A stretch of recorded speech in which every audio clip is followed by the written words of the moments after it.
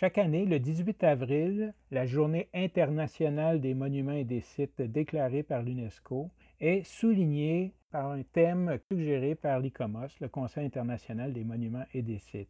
Le thème pour 2020 est le patrimoine partagé, culture partagée, responsabilité partagée. Ce patrimoine partagé, en particulier à Montréal, c'est notamment celui des communautés immigrantes des 19e et 20e siècles. Quand on y pense, on pense vite au boulevard Saint-Laurent, mais c'est beaucoup plus que cela. Pour ce deuxième tour du bloc, notre promenade en période de confinement, Héritage Montréal vous propose plutôt la rue Jean Talon. Jean Talon is a rather long street with a diverse history and character. Just between the two Orange Line stations it connects, Jean Talon facing Casa d'Italia and Namur near the famous Orange Julep, there's about 6 kilometers. The stretch between l'Acadie and Saint-Denis is about 3 kilometers, good for a healthy stroll and interesting things to see while respecting social distancing rules. Avant de sortir, regardons 2 ou 3 anciens plans que Bibliothèque et Archives nationales du Québec a mis en ligne pour nous. Tout d'abord, le plan de Gaude de 1914, aux planches 339 et 340. On y voit l'actuel quartier de Parc-Extension, loti, mais très peu bâti. On voit aussi les noms de rues qui allaient ensuite être reliés et réunis sous le nom de Jean Talon. Rue Baby, rue Isabeau, rue Hopper. On voit aussi l'ancien terrain de crosse Shamrock devenu le marché du Nord, qu'on appelle aujourd'hui le marché Jean Talon. Finalement, c'est un quartier qui est encore loin du centre, mais qui est en transformation.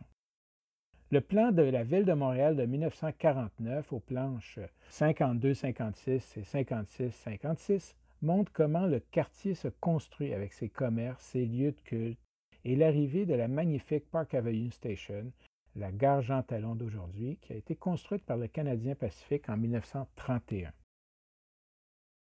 À Parc-Extension, Jean Talon est une rue commerciale typique. La diversité des cultures se reflète dans les vitrines et dans les édifices communautaires comme les lieux de culte. Je me rappelle, tout jeune, on voyait à l'angle de l'Acadie, ce qui est aujourd'hui un restaurant indien, c'était une boulangerie écossaise. Les choses changent. Maintenant, on a des commerces africains, caribéens et d'un peu partout. C'est un peu les Nations Unies, Parc-Ex. Facing the old Green Shields Park, now Parc Athéna, the 1930 Livingstone Presbyterian Church is now home to a range of congregations, Hungarian, Hellenistic, and Pakistani. Next to the train station, the 1960s Slovenian Hall is now a mosque. Beyond the underpass at the corner of Marconi, Hindus are installing a temple for 25 years.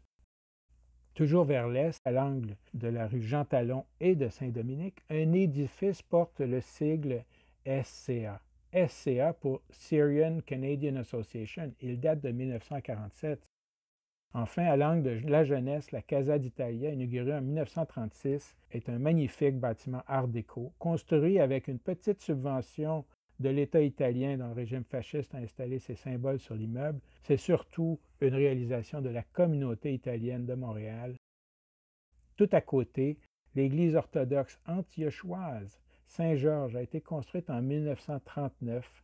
Son architecte, c'est l'architecte du Rialto, Raoul Gariepi, et sa décoration intérieure est l'œuvre du célèbre peintre montréalais d'origine maltaise à qui on doit tant de cinéma, Emmanuel Briffa.